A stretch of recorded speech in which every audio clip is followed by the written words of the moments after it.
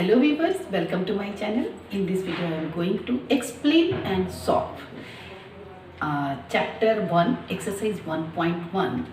मतलब explain कहने का मतलब है कि 1.1 एक्सरसाइज में जितने भी कॉन्सेप्ट यूज़ हुए हैं उसे मैं अच्छे से उनके बेसिक नॉलेज को मैं आपको दूंगी एंड जो भी थ्योरम यूज़ हुआ है उसका एक्सप्लेनेशन करूँगी और कुछ एक 1.1 एक्सरसाइज में 5 क्वेश्चंस हैं, वो 5 क्वेश्चंस का मैं सॉल्यूशन करके आपको बताऊंगी। इसमें रियल नंबर, इस चैप्टर का नाम है real number and for class 10, ये क्लास 10 की चैप्टर है। ओके, रियल नंबर जो कि आप ऑलरेडी 9th में पढ़ चुके हो। क्लास 9 में रियल नंबर के अबाउट ऑलरेडी पढ़ाई जा चुकी है, यानी कि रियल नंबर क्या है। तो सबसे बड़े अगर नंबर का सेटअप है वो है रियल नंबर। अभी तक क्या क्या है, जैसे कि आपने नंबर में क्या क्या चीज़ पढ़ी हो, तो नंबर में आपने पढ़ा नेचुरल नंबर,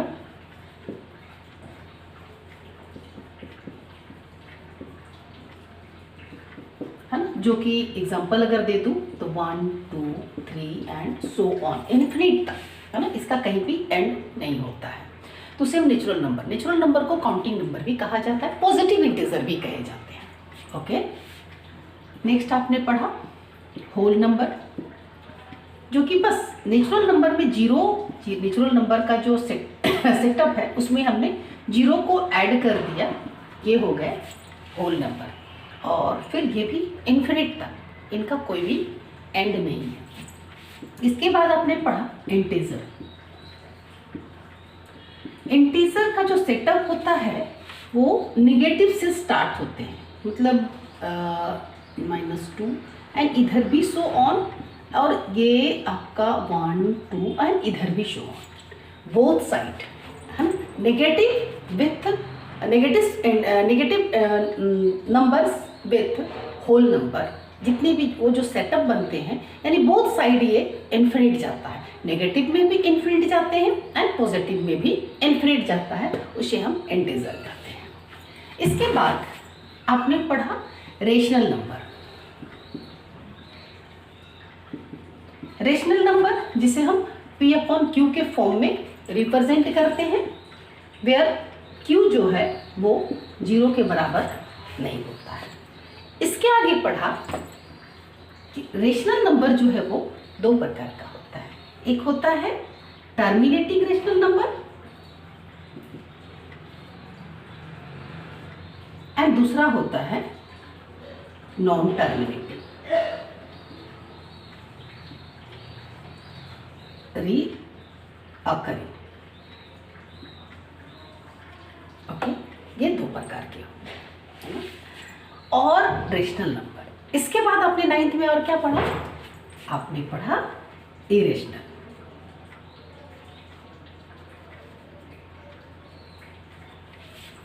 इरेशनल नंबर किसे कहते हैं? इरेशनल नंबर जितने भी जिसे हम रूट के अंदर लिखते हैं, तो जिसका रूट फाइंड नहीं कर सकते हैं, जैसे कि √2, √3, √5, √6, ये सारे क्या हैं, इरेशनल्स हैं।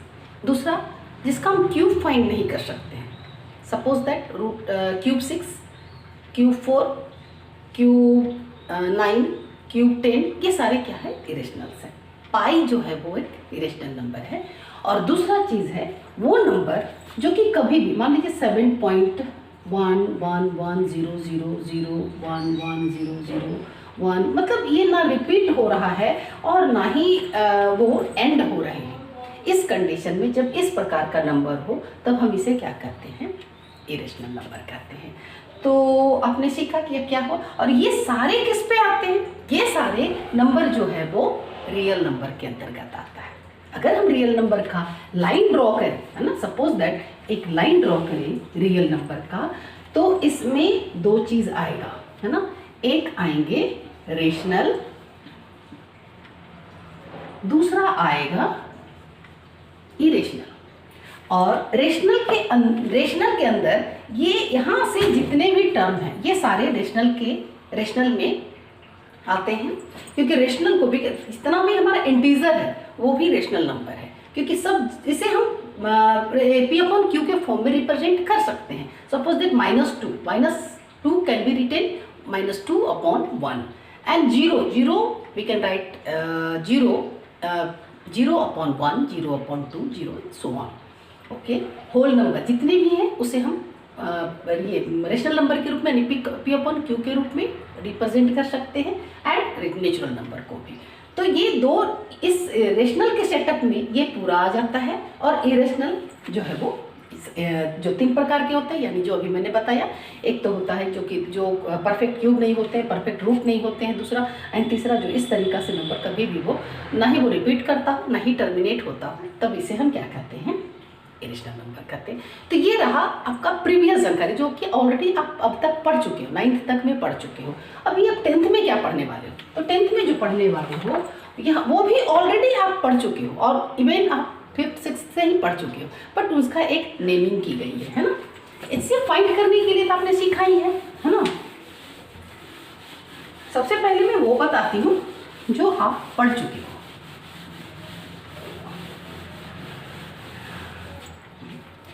इससे फाइंड करने के लिए आपने पढ़ा क्या है कि एक फॉर्मूला पढ़ा है कि dividend equal to divisor multiple quotient plus में रिमाइंडर. ठीक है, इस चीज को ऑलरेडी आप क्लास 5th से ही पढ़ चुके हैं. उस 10th में आने के बाद एक इसे थ्योरम का रूप दे दिया गया है ना. एक थ्योरम का रूप दिया गया जिसका नाम दिया गया इक्विवेलेंस डिवीजन लेमा, है ना. और वहाँ पे डिवीजन जो डिविडेंड है ना, उसे ए बोला गया है, डिवाइजर को बी बोला गया है, क्वोशिएंट को क्यू बोली गई है एंड रिमाइंडर को आर.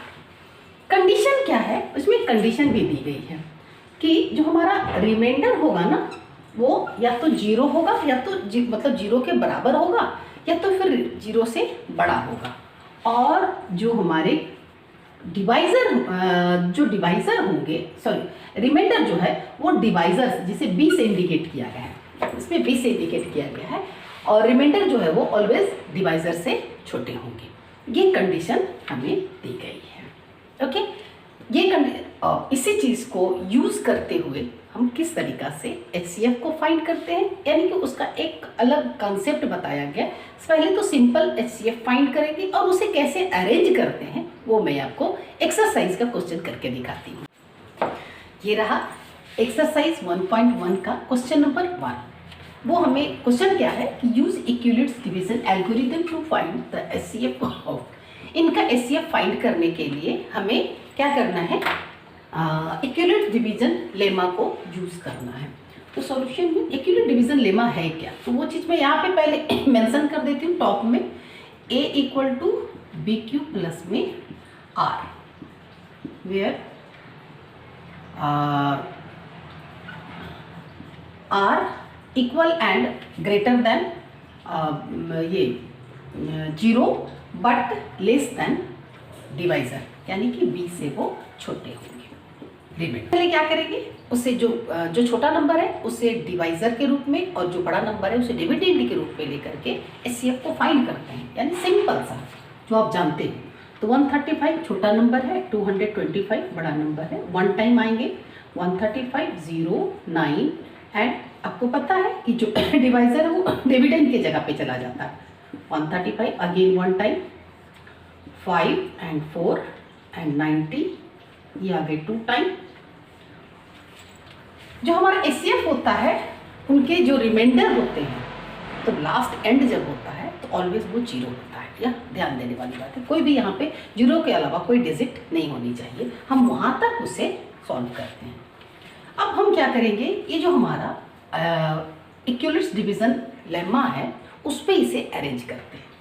A है तो A क्या है हमारा, जिसे हम डिविडेंड करते हैं. अभी मैंने इंट्रोडक्शन क्लास जब इसके पहले मैंने बताया था तो उसमें आपको एक्सप्लेन कर चुकी हूँ. तो A हमारा ये है, यानी कि 225 इक्वल टू B क्या है 135 एंड Q हमारा क्या है मल्टीपल 1 एंड प्लस में रिमाइंडर क्या है 90 है. ओके, अब यहाँ ध्यान देना कि दूसरा टाइम जब ये सेकेंड टाइम स्टार्ट हुआ तो डिविडेंड ये बन गया, यानी 135। ये हमारा हो गया डिवाइजर, एंड क्वोशेंट हमारा अगेन 1 है, एंड प्लस में 45। अब क्या होगा, फिर से ये यहाँ पे ये डिविडेंड बन गया, तो ये 90, फिर ये आ गए 45 डिवाइजर एंड मल्टीपल 2 प्लस में 0। हम जब तक करेंगे तब तक हमारा जो रिमाइंडर जो बचता है वो 0 ना आ जाए। तो यहाँ पे हम 0 आ गया है, और 0 आने के बाद आपको पता ही है कि ये पोजीशन यानी ये वाले जो लास्ट डिवाइजर होते हैं वही हमारा HCF होता है।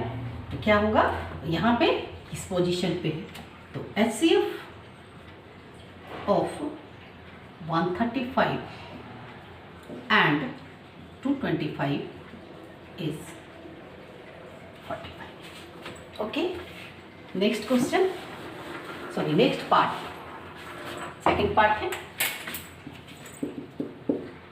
196 से डिवाइड करेंगे, सॉरी मैं यहाँ पे डिवाइड करूँ 196 एंड 38220। ये कुछ बड़ा नंबर है, तो बड़ा नंबर है तो हम क्या करते हैं कि सबसे पहले इसे डिवाइड करके देखते हैं कि ये डिवाइड होता है, रिमाइंडर कुछ बचता है या नहीं बचता है। तो जब डिवाइड करने हम बैठे, इसका मल्टीपल जब हमने फाइंड किया तो देखा कि डायरेक्ट में 195 से जब 196 को मल्टीपल किया है ना, 195 से जब इसे मल्टीपल किया तो एग्जैक्ट ये नंबर आ गए, यानी कि कैंसिल हो गया है।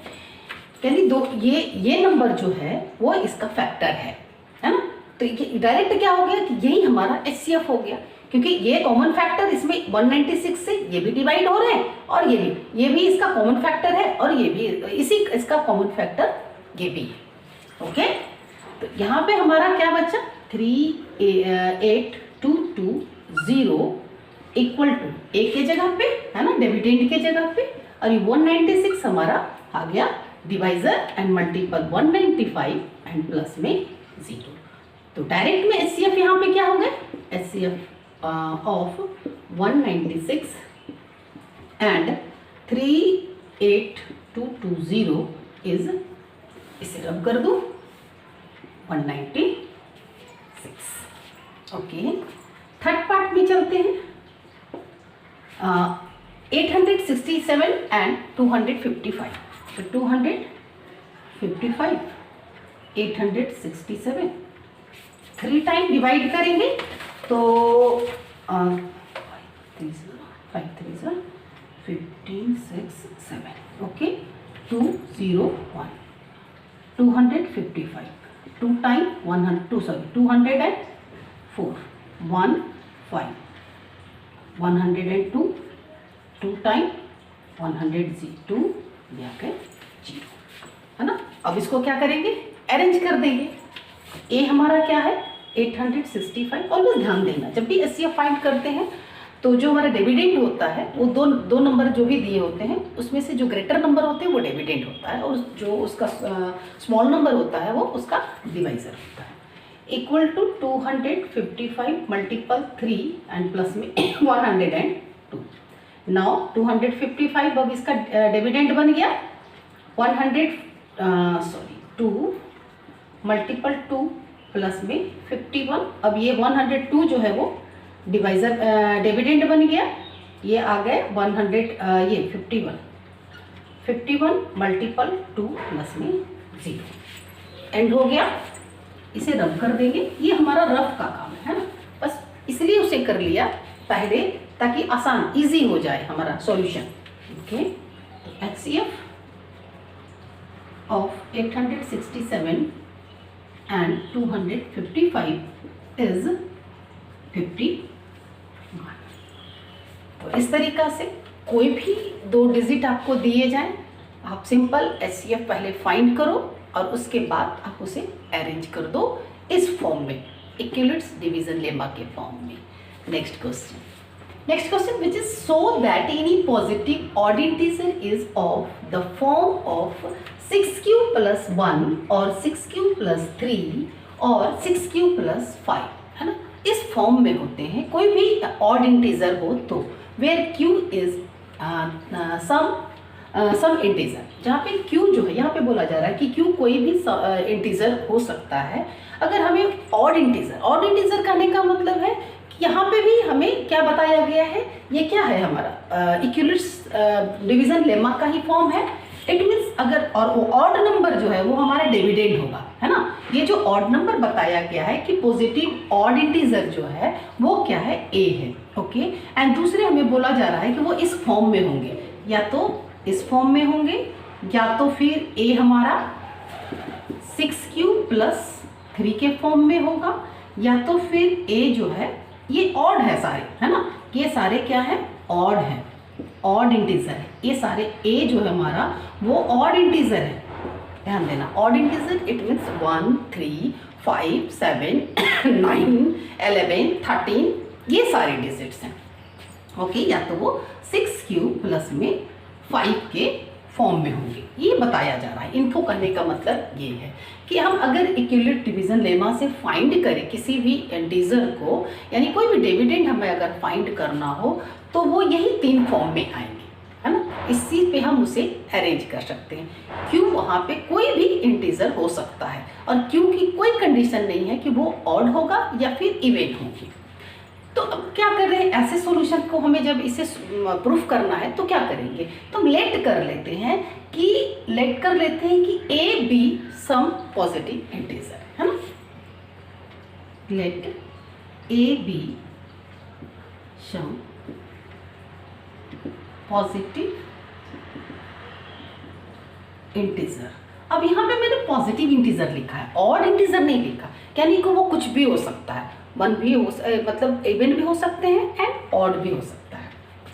ओके, यू नो दैट ये हमारा डिवाइजर है। तो इनके अनुसार कहना क्या था कि a = bq + में r, वेयर r जो है वो 0 के बराबर होगा या फिर 0 से बड़ा होगा, बट वो ऑलवेज डिवाइजर से छोटे होंगे, है ना, यानी कि वो b से छोटा होगा। तो ये हमारा क्वेश्चन के अकॉर्डिंग b जो है वो क्या है, b = क्या है, 6 है ना। तो जो हमारा r जो होगा, r जो होगा ऑलवेज लेस देन 6 होंगे, यानी r की वैल्यू क्या क्या हो सकती है, पॉसिबल वैल्यू क्या है, तो सो पॉसिबल वैल्यू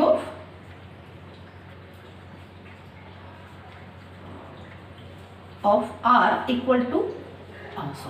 0 1 2 3 4 एंड 5, क्योंकि लेस देन 6 है और हमारा b जो है वो 6 है।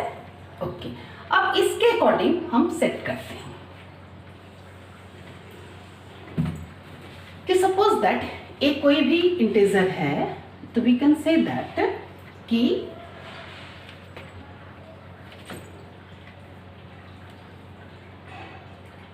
(6q + 0) a = 6q + 1, a = 6q + 2, a = 6q + 3, a = 6q + 4, a = 6q + 5।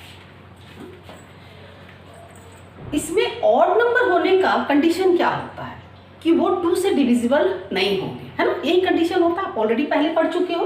अब यहाँ पे आप देखते हैं 6q + 2, तो we can write like this 6q, है ना, किसी भी डिजिट्स में हम 0 को प्लस करें तो उसकी वैल्यू एज इट इज होता है।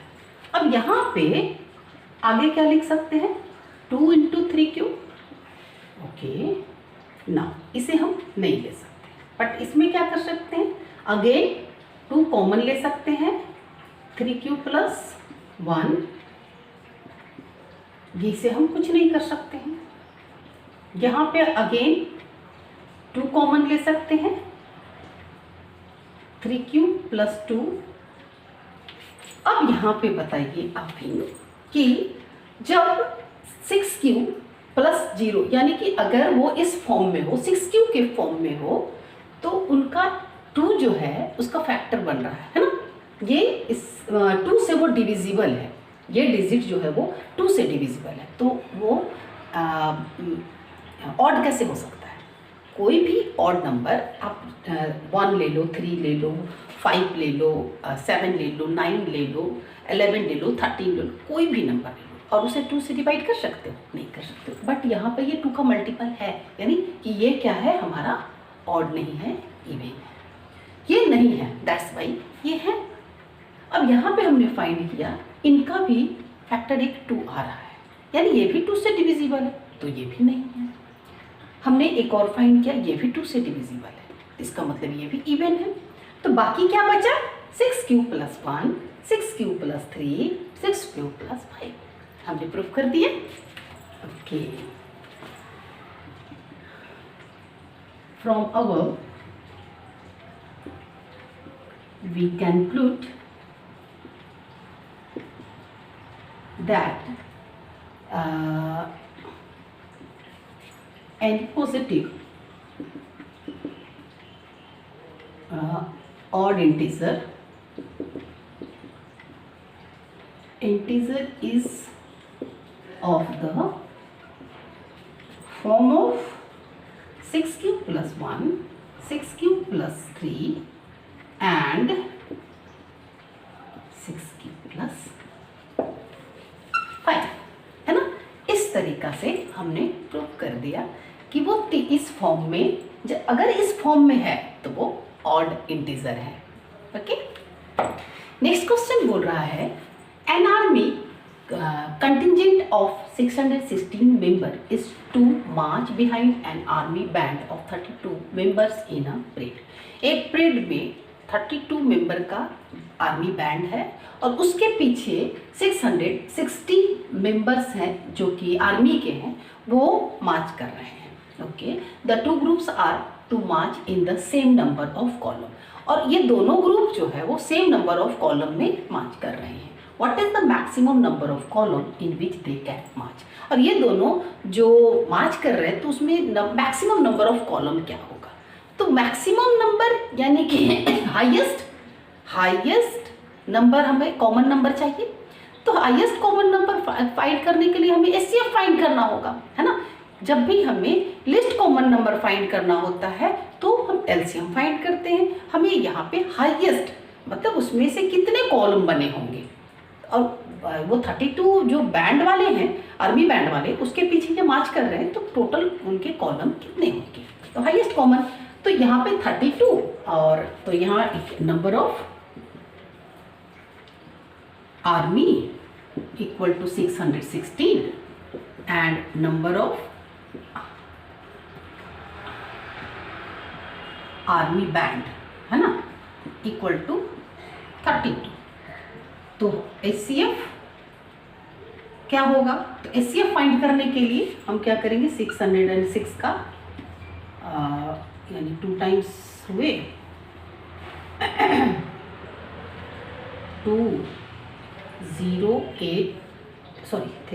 308 again 2 time 1 and 5 4 again 2 time 7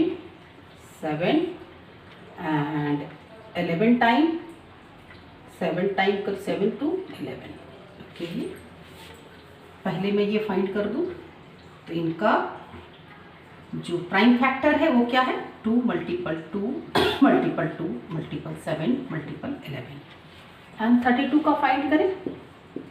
2 then 16 2 then 8 2 then 4 2 2 2 1 32 का फाइंड किया। 2 multiple 2 multiple 2 multiple 2 multiple 2 5 times 2, ठीक है, 1 2 3 4 5। अब इसमें से कॉमन क्या है? ये एंड ये। तो एचसीएफ क्या हो गए? HCF equal to 2 into 2 into 2, okay, which is 8। तो कितने मैक्सिमम नंबर ऑफ कॉलम कितने होंगे? Hence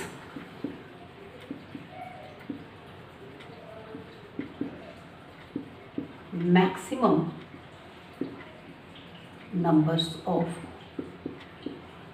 columns equal to 8. Next question, which is say that use Euclid's division lemma to show that the square of any positive integer is either of the form of 3m or 3m plus 1 for some integer m। यहाँ बोला जाता है कि कोई भी positive integer किसे कहते हैं? सारे नेचुरल नंबर को पॉजिटिव इंटीजर कहते हैं। तो जितने भी पॉजिटिव इंटीजर हैं उनका अगर हम स्क्वायर फाइंड करें तो वो किस फॉर्म में आएंगे? या तो 3m के फॉर्म में आएंगे या फिर 3 + 1 के फॉर्म में आएंगे। तो ये हम कैसे प्रूफ करेंगे? ठीक है, और वहाँ पे बोला जा रहा है कि फॉर सम इंटीजर m जो है वो कोई भी इंटीजर हो सकता है।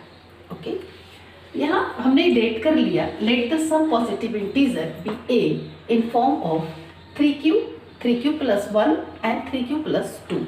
तीन कंडीशन को लेकर के चलेंगे तब हम प्रूफ करेंगे, क्योंकि अगर दो कंडीशन को लिया तो दो फॉर्म तो आ ही जाएंगे, तो फिर तीसरा में भी हमें पता चलना चाहिए ना कि वो 3 या तो फिर 3m के फॉर्म में या तो 3m + 1 के फॉर्म में आ रहे हैं। नाउ क्या करते हैं कि हमने लेट किया क्या कि a हमारा जो है वो पॉजिटिव इंटीजर है। तो a अगर पॉजिटिव इंटीजर है ना, तो हम अभी फर्स्ट केस 3q को लेकर के चलते हैं, है ना। तो ये 3q केस 1 भी यहाँ पे कर सकते हैं। अब बोला जाता है स्क्वायर बोला जा रहा है, तो बोथ साइड क्या करेंगे? स्क्वायरिंग कर देंगे। तो a² = 3 × 3 = 9 q²। Okay, we can write like this. इसे कैसे लिख सकते हैं? 3 × 3q²। ठीक है, यहाँ पे अब कर देंगे वेयर 3q² = m। तो क्या आ गया? अगर ये m है तो 3m के फॉर्म में आ गया। ओके, नेक्स्ट केस 2 में देखते हैं। केस 2 हमने फिर से अगेन a जो हमने कोई भी पॉजिटिव इंटीजर लिया, इसको स्क्वायरिंग किया। अब दूसरा केस मैं देखती हूँ 3q + 1 का स्क्वायर। अब यहाँ पे जो स्क्वायर की a + b का होल स्क्वायर आइडेंटिटी को लेते हुए उसे पहले सॉल्व करेंगे। a² = 3 × 3 = 9q², प्लस में 1 प्लस में 3 × 2 = 6q, है ना। जो हमारा आइडेंटिटी होता है a + b का whole square = a² + b² + 2ab। a² 3 × 3 = 9q², 1 का स्क्वायरिंग करेंगे तो 1 ही आएंगे, एंड 2 और a है 3q, तो क्या हो जाएगा? ये 3 × 2 = 6, एंड फिर से 1 से मल्टीपल करेंगे तो एज इट इज वो 6q रह जाएंगे। तो इस फॉर्म में आ गया। ओके, अब इसे अरेंज कर देते हैं। ठीक है, a² = 9q² + 6q + 1, है ना। अब 1 को बाहर रहने देते हैं और इसे एक ग्रुप में ले लेते हैं। a² = इन दोनों में 3 जो है वो कॉमन है ना, इसमें 3 जो है वो कॉमन है। अगेन आ गए 3q² प्लस में 2q एंड प्लस 1। अब यहाँ पे ये जो है हमारा ये क्या है? Where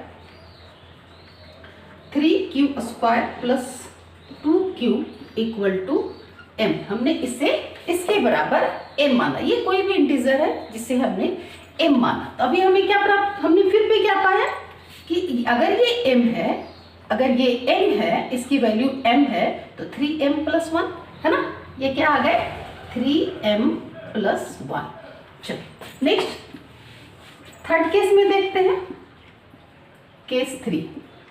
okay, which is a² = 3q + 2 का होल स्क्वायर।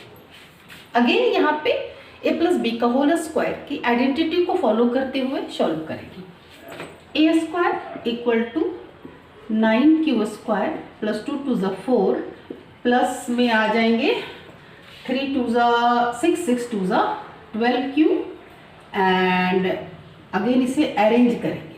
ओके, अरेंज करेंगे 9q² + 12q, प्लस में 4 को we can write like this 3 + 1, है ना। 4 को इस तरीका से ब्रेक करके लिख सकते हैं 3 + 1। ओके, नाउ अब इन तीनों में कॉमन क्या है? इसे ब्रैकेट में ले लें तो 3 कॉमन है।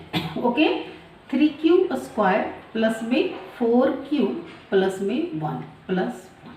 अब यहाँ पे इसमें क्या हो गया, where 3q square plus 4q plus 1 equal to m। हमने इससे एक इंटीजर माना जिसे m के बराबर माना। Now again we get here 3m plus में 1।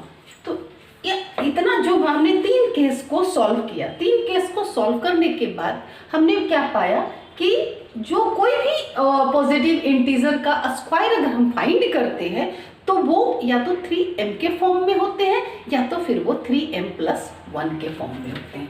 तो यहाँ पे लिखेंगे hence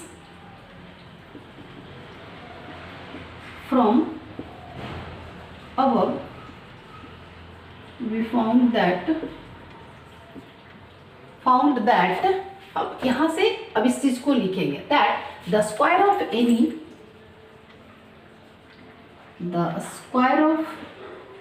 any positive integer is either of the form of 3m और 3m प्लस 1, है ना।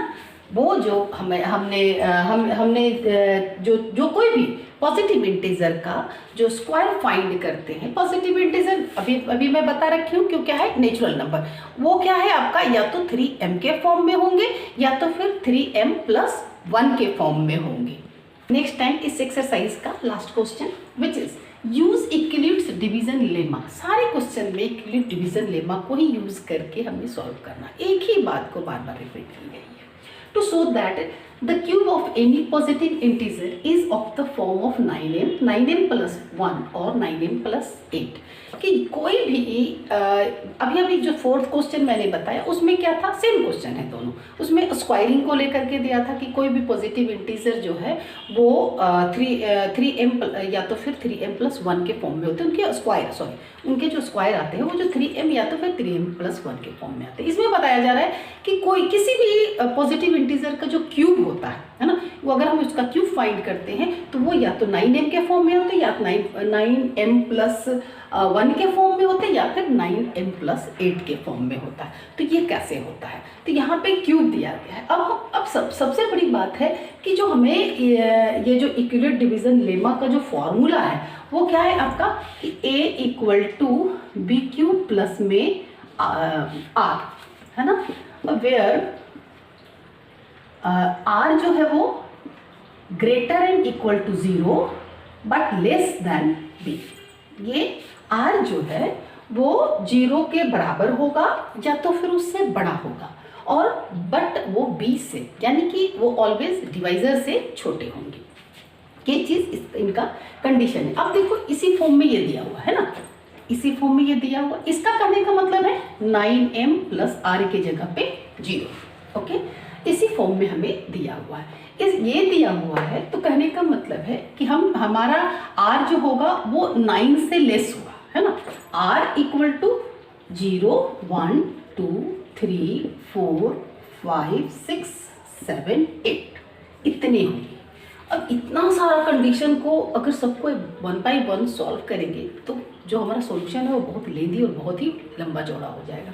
तो इसके लिए क्या करना है, हमें क्या दिया हुआ है, क्यूब दिया हुआ है। तो क्यूब दिया हुआ है तो हम क्या कर सकते हैं कि हम जो फॉर्म लेंगे सॉल्यूशन के लिए, हम जो सॉल्यूशन के लिए फॉर्म लेंगे हमारा वो लेंगे 3q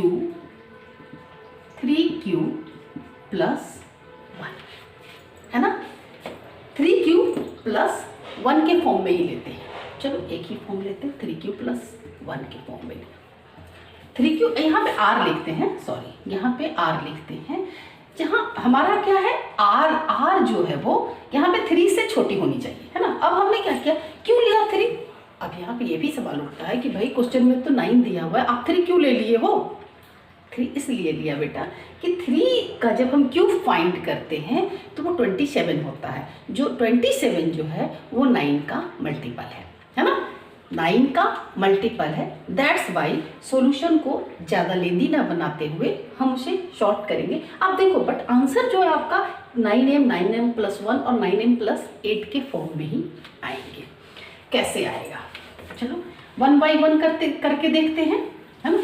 अगर 3 क्यूब सबसे पहले क्या होगा, तो हम लेंगे 3 क्यूब प्लस आर, वेयर और आर क्या होगा, आर इक्वल टू 0, 1 एंड 2, क्योंकि बी से ऑलवेज सारे छोटे होंगे। अब इन सारे फॉर्म को लेकर के हम सॉल्व करेंगे, है ना। आर इक्वल टू 0 लेंगे, 1 लेंगे, 3 कंडीशन को ही हम चेक करेंगे। और अगर ये 9 रहता तो हमें 9 कंडीशन को चेक करना होता, 0 को ऐड करते हुए 0 to 8 अगर लेते तो 9 कंडीशन को चेक करनी होती। अब चलते हैं इस चीज़ को लेकर के। अब क्यूब का a प्लस बी का whole cube, a plus b का होल क्यूब की फॉर्मूला की जरूरत पड़ेगी, तो क्या आता है, sorry whole cube, a cube plus b cube plus 3ab into a plus b. अब इस आइडेंटिटी को लेते हुए सॉल्व करेंगे और सॉल्व करने के बाद हम प्रूफ करके दिखाएंगे। ओके, केस 1 में क्या हो जाएगा, हमने कोई भी इंटीजर जो से a लिया है तो a क्यूब कर देंगे, क्यूब की बात हो रही, a क्यूब कर देंगे। दूसरे साइड में हमारा हो जाएगा 3 क्यूब प्लस 0 का होल क्यूब, या तो 0 आप कर भी सकते हो, नहीं भी लिख सकते हो, है ना। या तो फिर हम क्या लिख सकते हैं, 3 क्यूब का whole cube, okay, which is a cube equal to 3 3 = 9, 27 cube. अब ये क्या है आपका, we can write like this 9 into 3 cube, है ना। अब यहाँ कंडीशन लिखेंगे where 3 cube equal to m। हमने पाया ना ये 9m के फॉर्म में। ओके, केस 2, अगेन अब हम मानेंगे, अब आर 0 कंडीशन को चेक कर लिया, 1 को चेक करेंगे, 3 क्यूब प्लस में 1 का whole cube, a cube equal to 27 cube plus में 1 ही आएंगे, क्योंकि b क्यूब 1 है तो 1 का क्यूब भी फाइंड करेंगे तो 1 ही आएंगे, एंड प्लस में 3ab, 3 तो 3 और 3 3 = 9, तो ये हो जाएगा 9 क्यूब, और फिर 1 से मल्टीपल करेंगे तो एज इट इज आ जाएंगे, एंड इनटू में आ जाएगा हमारा a प्लस बी है तो a क्यूब प्लस में 1। ओके, अब यहाँ पे आप हम एक चीज़ ध्यान देते हैं, okay, a cube equal to 27 cube plus में 1 को दूसरे साइड कर देंगे और इसे इधर ले आएंगे, तो 9 3 = 27 क्यूब एंड प्लस में 9 क्यूब, है ना, इसे मैंने सॉल्व कर दिया, एंड प्लस 1। अब इन सब में 9 देख लो क्या है, कॉमन है, मैं इसे यहाँ कर देती हूँ। Okay, a cube equal to 9 common है, 3 क्यूब प्लस में 3 क्यूब प्लस में क्यूब एंड प्लस 1। अगेन यहाँ पे मेंशन करेंगे वेयर 3 क्यूब प्लस में 3 cube plus cube equal to m। इसे हमने कंसीडर किया एज m, तो क्या लिखेंगे 9m प्लस 1।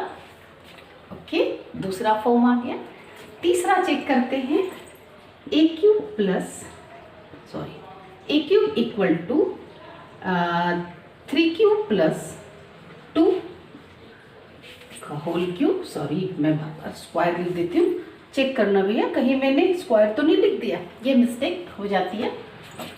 चलिए, क्यूब, अगेन इस फॉर्मूला को, आइडेंटिटी को फॉलो करेंगे, तो 27 क्यूब प्लस में 8 प्लस में यहाँ पे आ जाएंगे, इसमें आया था 9 क्यूब, तो यहाँ पे 18 क्यूब आ जाएंगे, and again 3 cube plus 2।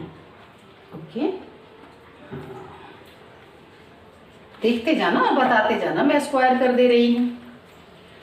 Arrange कर देते हैं, 27 क्यूब इसे इधर करेंगे, 18 3 है ना 54 54 स्क्वायर। ओके, यहाँ मैंने स्क्वायर किया था, नो यहाँ नहीं किया था, जबकि स्क्वायर मुझे देनी चाहिए थी। ओके, अब ये आ गया 18 टू सा प्लस में 36 क्यू एंड प्लस 8। इन सबको एक साथ लेंगे क्योंकि यहाँ पे 9 जो है हमारा कॉमन है।